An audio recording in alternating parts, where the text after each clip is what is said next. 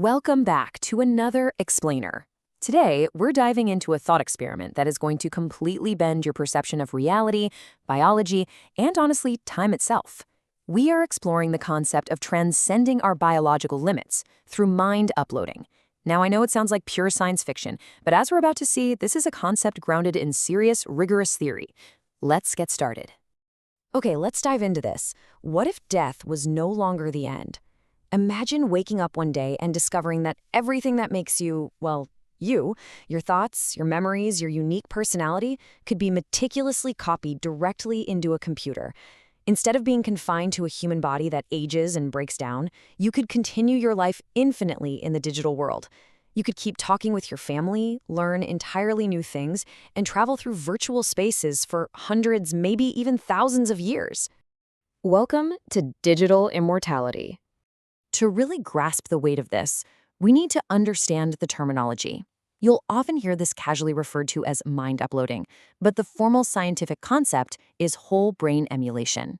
Essentially, this is the concept of creating a flawless digital copy of the human brain to continue life in the digital world. Now, let's be clear, this isn't just some advanced AI chatbot mimicking you. The theory proposes an exact one-to-one digital replica of your physical brain's architecture. And wild as it sounds, many scientists and tech experts actually believe this could become our reality in the distant future. Section 2. How mind uploading works. Let's move to and see how this builds. The theoretical process is typically broken down into 3 major steps. First, the technology would need to scan every single neuron and every microscopic connection inside your physical brain. Second, advanced computers would take that utterly unimaginable mountain of data and recreate those exact connections inside a super powerful artificial intelligence system. And finally, step 3, they boot up that digital consciousness, literally sparking it to life within a digital environment. The ultimate result of those 3 steps is a completely digital version of you, and I mean really you. This digital mind would clearly remember your childhood, it would know all the lyrics to your favorite music, it would instantly recognize the faces of your best friends. According to the theory, this digital entity would think, reason, and process emotions exactly like you're doing right now. It really makes the science feel deeply personal, doesn't it? Section 3. A world without limits. Just take a second to compare our current biological reality to a potential digital future. Look at learning. Right now, studying a new subject takes years of biological effort. But digitally, you could have an instant knowledge download. Need to speak Japanese or understand quantum physics? Boom. Just install the required knowledge in minutes. Then, look at our environment. We are totally bound by Earth's gravity, our weather, physical distance. A digital human could live in flawless virtual cities floating among the stars, or swim through oceans on alien planets, completely changing their reality with just a single click. And finally, think about space travel.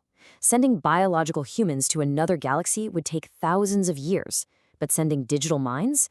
That literally just requires transmitting data. We could beam millions of uploaded minds on tiny computers across the universe, where local robots on distant planets just build new physical bodies for them. It's an incredibly beautiful thing to imagine. Section 4. The dark side of data. But existing purely as data brings some terrifying risks, and we absolutely need to look at them objectively. Hackers wouldn't just be stealing your credit card anymore, they could steal your most intimate memories. Someone with the right access could maliciously edit your personality traits, and you wouldn't even know it happened. Imagine corporations charging you a monthly life subscription just to keep your servers running, or governments monitoring every single thought you have. The greatest invention in human history could so easily become a digital prison, far, far worse than any physical one, simply because you wouldn't even have a physical body to escape with. Think about it. Today, you own your phone, but tomorrow, who owns your digital brain? Could your very memories become someone else's corporate property? Could a company legally just delete your consciousness if you miss a payment? These are the kind of ethical nightmares that future laws would desperately need to figure out. Section 5. Are you still you? Now, what's really interesting about this is the fascinating paradox it creates. Let's say we can back up our minds digitally to avoid diseases, accidents, or old age. Imagine you lose your memories in a bad accident, and doctors restore them from yesterday's backup. Great, right? But what if the original you didn't die? There are now multiple backups of you running at the exact same time. So which one is the real you?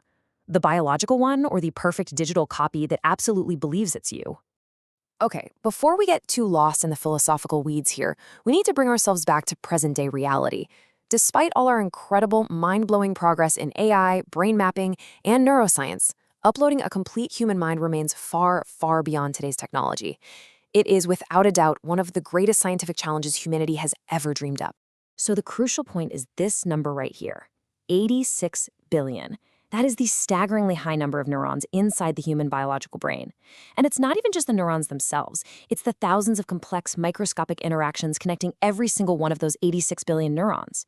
Accurately recreating this enormous living network digitally is a hurdle we are not even close to clearing right now. But, what seems completely impossible today might just become reality in the distant future. And if people actually begin replacing their biological brains with digital versions, we have to ask impartially, are they still human, or have they become an entirely new species? It is entirely possible that future civilizations will include both biological humans and digital humans living side by side. Society might evolve to a point where nobody even notices the difference between biological and digital life anymore. Which leaves us with this final monumental thought. Mind uploading could end disease entirely and completely reshape our exploration of the cosmos. But it forces us to confront this. Is a perfect digital copy truly you? Or is the real you something fundamentally biological that can never be copied? The future may change what it actually means to exist. Thank you so much for joining me on this incredible journey today. Keep asking the big questions, and I'll see you in the next explainer.